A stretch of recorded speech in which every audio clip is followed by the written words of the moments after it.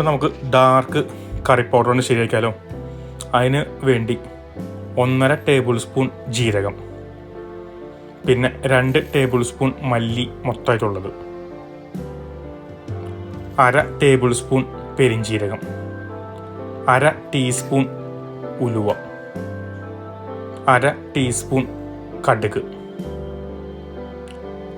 1/2 table spoon basmati അരി, 1 table spoon കുരുമുളക് മൊത്തമായിട്ടുള്ളത്, 4 piece ഏലക്കായ,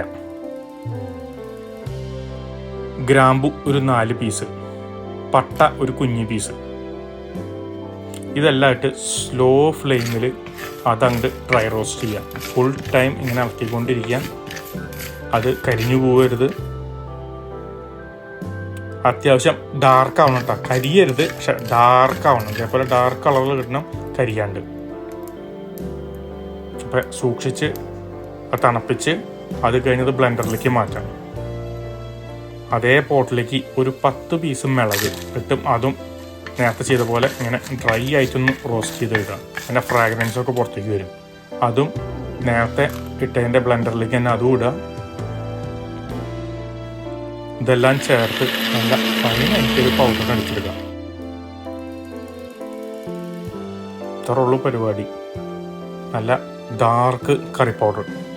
ഇത് മീറ്റിൻ്റെ കൂടെയൊക്കെ ഇടുമ്പോഴും നല്ല അടിപൊളി ടേസ്റ്റാണ്. പ്രത്യേക ഒരു ഫ്ലേവർ തന്നെ കിട്ടും. ഇതൊരു ഡ്രൈ കണ്ടെയ്നറിൽ സ്റ്റോർ ചെയ്യാം നിങ്ങൾക്ക് എന്തോരം നാൾ വേണമെങ്കിലും. ഇതൊരു 7 ടേബിൾ സ്പൂൺ നിങ്ങൾക്ക് കിട്ടും കേട്ടോ ഇന്ത്യയിൽ. പിന്നെ ഇത് വെച്ചൊരു ശ്രീലങ്കൻ ബ്രെഡ് ഫ്രൂട്ട് കറി ഞാൻ റെഡിയാക്കിയിട്ടുണ്ട്. അതിൻ്റെ റെസിപ്പി എൻ്റെ ചാനലിൽ കിടപ്പുണ്ട് കേട്ടോ.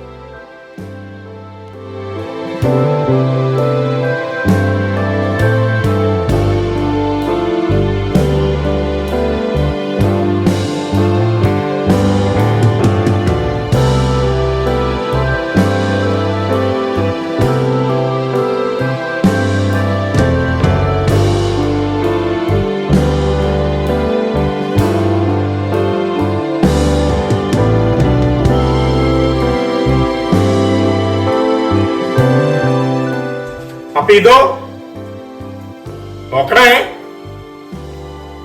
ഈ റെസിപ്പി നിങ്ങളൊന്ന് ട്രൈ ചെയ്ത് നോക്കണേ. പിന്നെ ഇതും